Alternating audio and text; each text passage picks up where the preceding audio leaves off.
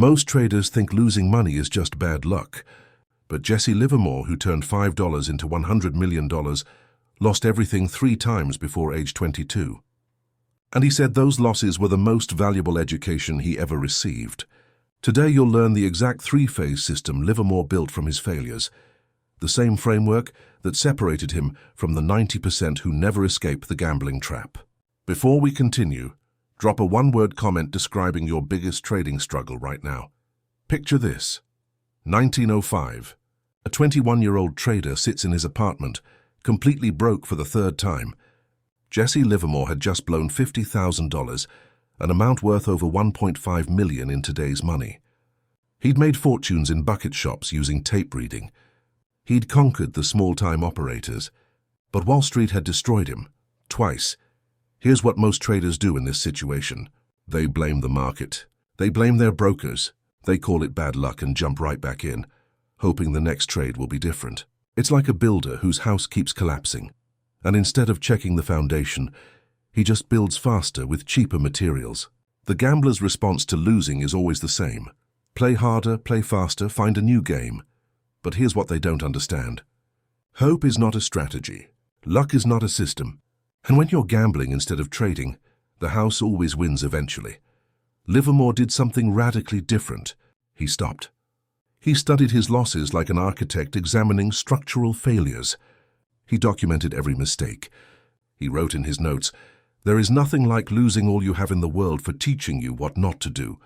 And when you know what not to do in order not to lose money, you begin to learn what to do in order to win." Think about that. You begin to learn, not finish learning. Begin. Livermore developed what I call the 3-phase foundation system. Like constructing a building, you can't skip phases. Phase 1, identify what destroys you. Phase 2, build the structure of discipline. Phase 3, master the environment where you operate. Miss any phase and the entire structure collapses. This wasn't theory. This was written in blood, sweat, and 3 complete financial wipeouts before he turned 23. Phase number 1, you must identify exactly what destroys your capital. Not guess, not assume. Know with surgical precision. This was Livermore's first and most painful lesson. Before you can build wealth, you must excavate the foundation. You must dig deep and expose every structural weakness. Think of it like architecture. Before construction begins, engineers survey the ground for sinkholes, weak soil, and hidden faults. Why? Because building on a flawed foundation guarantees collapse. In trading, your foundation is your behavior, and most traders have massive sinkholes in their discipline that they've never identified. Livermore's genius was in documenting his exact failure points. Here's where most traders go catastrophically wrong. They lose money and immediately say bad timing or bad luck. They never ask the deeper question, was I gambling or trading? Livermore learned this the brutal way. He wrote, "I traded out of season all the time. When I couldn't play according to my system, which was based on study and experience, I went in and gambled.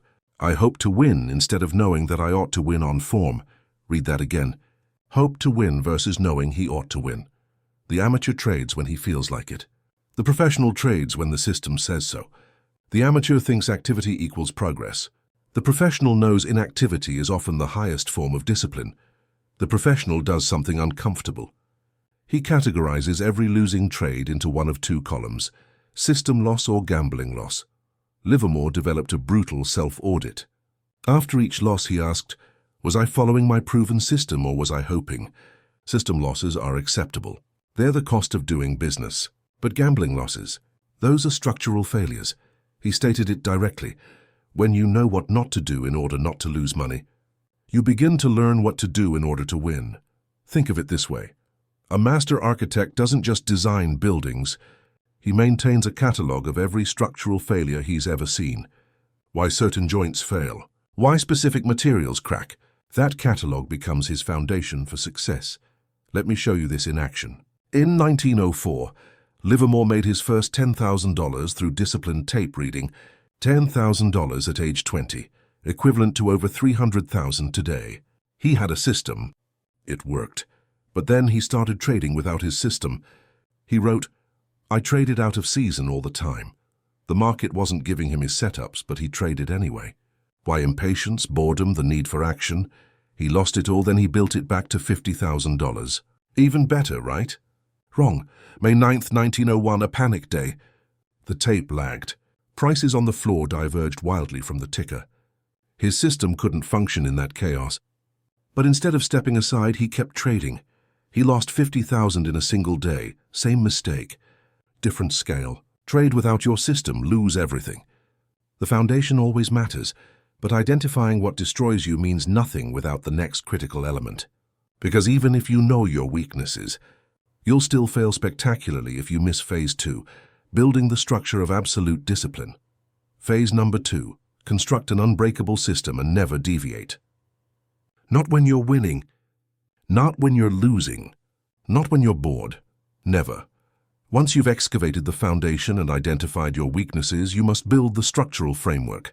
This is the skeleton that holds everything together. In architecture, the framework must withstand wind, earthquakes, and time. In trading, your framework must withstand fear, greed, and impatience. Livermore's framework was simple but rigid. Only trade when his specific setup appeared. No setup, no trade. Like a building's load-bearing walls, this framework was non-negotiable. Remove it and everything collapses. Here's the trap that destroys 90% of traders. They build a system, it works a few times, then they get creative. They think, I understand the principle, so I can be flexible. They see a stock moving and think, this looks like my setup, close enough. Livermore saw this pattern everywhere. He wrote about traders who hope to win instead of knowing they ought to win on form. That word, form, is everything. In horse racing, you bet on form, proven patterns. In baseball, you swing at pitches in your zone. The amateur modifies his system to fit his mood. The professional modifies his mood to fit his system. One builds wealth. The other builds excuses. The professional builds ironclad rules and treats them like building codes. You don't violate building codes because you feel creative. You follow them because buildings must not collapse and kill people. Livermore developed his strict checklist. After losing everything repeatedly, he created what he called trading on form. Only trade when. The tape showed his specific pattern market conditions matched his system requirements. His emotional state was analytical, not desperate. He wasn't interested in trading every day. He was focused on trading the right day. The amateur wants action. The professional wants precision. Think of it this way. A master builder doesn't construct every day. He constructs when conditions are right. Weather, materials, crew readiness, everything aligned. Let me show you discipline in action. After Livermore went broke the third time, he was stuck in his hometown. No bucket shops would accept him. He was blacklisted, so he found wirehouses, quasi-legitimate brokers who bucketed orders but provided price execution. For over a year, he traded conservatively. He lived well, bought a car, but he saved religiously. More importantly, he only traded when his system gave signals. Some days he did nothing. Some weeks he did nothing. There was one stock he watched for 6 weeks. 6 weeks of temptation. Every day it moved. Every day amateurs would have jumped in, but it wasn't giving him his signal. So he waited, and waited. When his setup finally appeared, he took the trade. That single disciplined trade made him more than all his gambling trades combined. This is the power of framework discipline. Patient, systematic, unbreakable. Build once, profit forever. But perfect discipline means nothing without the final phase. Because you can have flawless identification and ironclad discipline, and still fail completely if you miss phase 3, mastering your environment. Phase number 3, the environment where you operate determines your maximum potential. Wrong environment equals guaranteed failure. Right environment equals amplified success. Livermore learned this through brutal experience. Every builder knows location determines everything. You can design the most brilliant structure, use the finest materials, employ perfect technique. But build in a flood zone, on a fault line, or on contaminated soil, and you're doomed. In trading, your environment is your broker, your market access, your execution quality. Livermore discovered that bucket shops limited his upside. Wirehouses cheated him. Even legitimate brokers gave him executions that destroyed his edge. The environment wasn't neutral. It was actively working against him. Most traders never think about their environment. They open an account wherever is convenient. They accept whatever execution they get. They shrug when they're filled a half point away from the quote. That's just how it is. No, that's how amateurs accept defeat. Livermore documented this precisely. He said, when a man gives an order to buy at the market, he never knows what that stock is going to cost him until he gets a report from the brokers. The amateur thinks, I'll overcome bad execution with better stock picks. The professional knows, bad execution will eventually destroy even the best system. You cannot build a skyscraper on quicksand. You cannot trade successfully in a corrupt environment. The professional audits his environment as rigorously as his strategy. He demands honest execution at quoted prices, access to sufficient size for his system fair treatment. When disputes arise, ability to implement his complete strategy. Livermore spent years experimenting with different environments, bucket shops, wirehouses, regional exchanges, Wall Street firms. Each had advantages and fatal flaws. He learned that even quasi-legitimate firms could work if he verified every execution, fought for fair settlement of disputes, used their limitations to his advantage, never trusted them completely. Think of it this way. A master architect doesn't build the same way in every location. Desert construction differs from coastal building, but he always ensures the location can support his vision. Let me show you environmental mastery. Livermore discovered wirehouses would accept his orders, but often cheat on execution. So he developed a counter-strategy. He'd identify an inactive stock, place buying orders with 5 different wirehouses simultaneously, then send a legitimate sell order through his stock exchange broker on that same stock. The sell order would hit the real market first, driving prices down. His 5 wirehouse fills would all come at that artificially low price. Then he'd reverse it, buy back his legitimate short, driving prices up, sell his 5 wirehouse positions at the high. Was this manipulation? No. It was exploiting environmental weaknesses. The wirehouses were cheating their customers daily. Livermore simply turned their game against them. He wrote, I made $600 to $800 per transaction. Not his main strategy. Just environmental optimization. When the environment tried to cheat him, he restructured the game. Master builders don't complain about difficult terrain. They engineer solutions. Now you've seen all 3 phases, but understanding them separately means nothing. Livermore's genius was in how they worked together as one integrated system. Let's bring this 3-phase foundation together. Livermore's genius wasn't in any single principle. A was in the architectural integration. The 3-phase foundation system is a complete methodology for transforming speculation from gambling into a disciplined profession. It begins with phase 1, identifying what destroys you. You excavate the foundation by documenting every loss, system loss or gambling loss, disciplined trade or hopeful guess. This brutal honesty exposes the sinkholes before you build. Without this phase, you're building on illusion. It moves to phase 2, building the structure of discipline. You construct an unbreakable framework. Your system becomes like a building code. Non-negotiable. You don't trade when you feel like it. You trade when the structure permits it.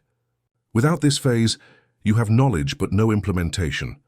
It completes with phase 3, mastering your environment.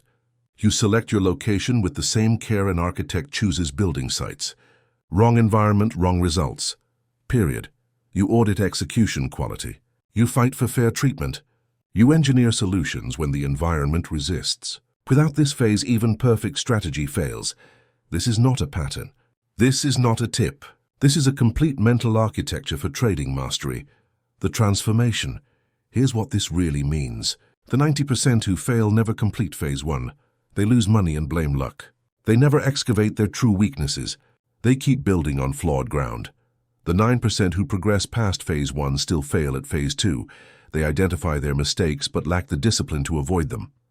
They know what not to do, then do it anyway. Their framework exists on paper, but not in practice. The final 1% master all 3 phases. They have ruthlessly honest self-assessment. They have ironclad systematic discipline. They have environmental optimization. This system transforms speculation from hope-based gambling into evidence-based business. It is a methodology that separates professionals from pretenders. Now let me be absolutely clear. This is not easy. Livermore himself said, "There is nothing like losing all you have in the world for teaching you what not to do." This system, will not make you rich tomorrow. It will not eliminate losses. What it will do is transform random losses into educational tuition and random wins into systematic profits. But only if you have the discipline to build phase by phase. No shortcuts. No skipping steps. Most won't. Most will read this and immediately look for the next hot stock tip. Will you? So here's my challenge to you. Do a phase 1 audit today. Take your last 10 losing trades. Categorize each one honestly. System loss or gambling loss. Following your rules or hoping for luck. Don't just watch this video and do nothing. Livermore spent 3 complete fortunes and 6 years learning these lessons. You just got them in minutes. The question is, will you apply them? If this changed how you think about trading losses, hit that like button. Subscribe for more deep dives into legendary trading strategies. And drop a comment. Which of these 3 phases is your weakest link? I read every comment and I respond to serious traders. Remember, this video is for educational purposes only. This is not investment advice. Livermore's strategies require study, practice, and discipline. Always do your own research and never risk more than you can afford to lose. Trading involves substantial risk of loss.